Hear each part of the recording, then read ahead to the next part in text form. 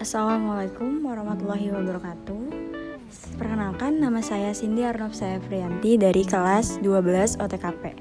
Pada kesempatan kali ini, saya akan menjelaskan tentang pemberhentian pegawai. Mari simak videonya. Yang pertama ada definisi. Definisi dari pemberhentian pegawai merupakan pemutusan hubungan kerja baik untuk sementara maupun untuk selamanya yang dilakukan oleh perusahaan atas permintaan pegawai atau karena kehendak pihak perusahaan.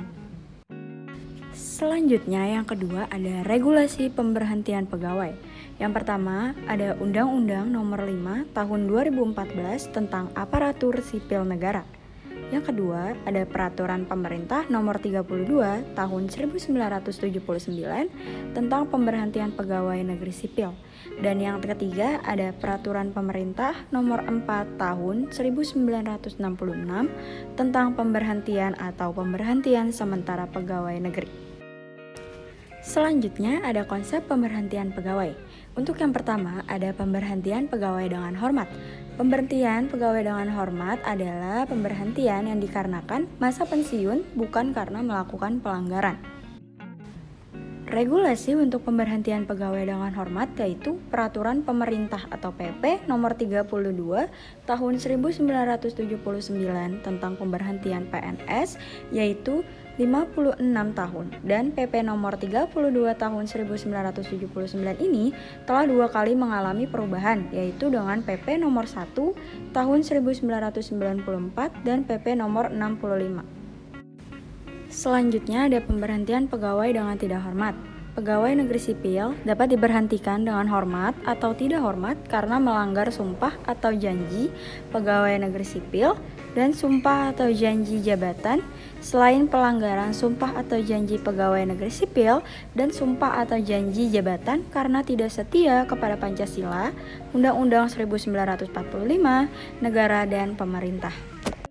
Regulasi dari pemberhentian pegawai dengan tidak hormat yaitu Undang-Undang Nomor 5 Tahun 2014 tentang Aparatur Sipil Negara. Selanjutnya ada penyebab pemberhentian pegawai. Yang pertama, pemberhentian atas kehendak sendiri. Yang kedua, pemberhentian disebabkan mencapai batas usia pensiun. Yang ketiga, pemberhentian disebabkan tidak cakap jasmani atau rohani. Yang keempat, pemberhentian disebabkan hal-hal lain. Yang kelima, pemberhentian disebabkan meninggalkan tugas. Yang keenam, pemberhentian disebabkan meninggal dunia. Yang ketujuh, pemberhentian disebabkan tindak pidana.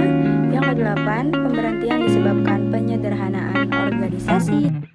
Selanjutnya ada tata cara pemberhentian pegawai. 1. Persyaratan pemberhentian pegawai. Yang pertama, persyaratan administrasi pegawai negeri sipil meninggal dunia untuk penerbitan surat keputusan pensiun atau janda. Yang selanjutnya, persyaratan administrasi yang harus dilengkapi oleh pegawai negeri sipil yang meminta berhenti atau pensiun dini.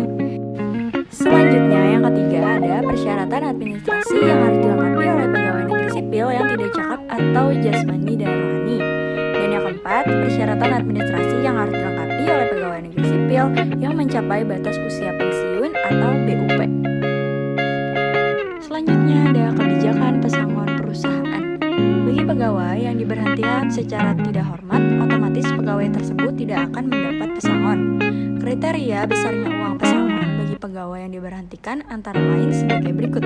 1. Masa kerja sampai 1 tahun diberikan pesangon sebesar 1 bulan upah bruto. 2. Masa kerja 1 sampai 2 tahun diberikan pesangon sebesar 2 bulan upah bruto.